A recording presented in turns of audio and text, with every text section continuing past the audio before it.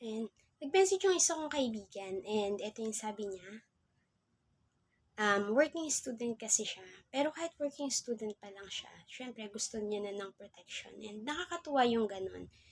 At tama rin naman siya. Kung kukuha siya ng income protection, ng life insurance, dapat within sa financial capacity rin niya. Kasi yung life insurance is responsibility rin natin yan.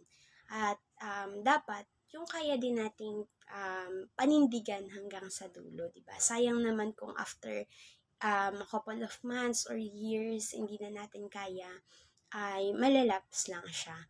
Ganon kahalaga yung financial planning.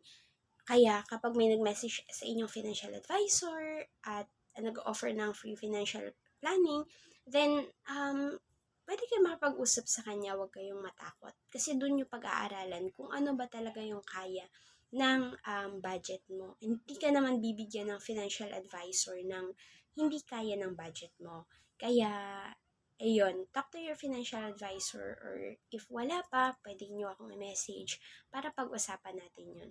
I promise you na hindi namin kayo bibigyan ng hindi kaya ng budget nyo. Kasi gusto namin yung financial protection ninyo ay talagang makakatulong sa inyo at hindi lang magiging pabigat.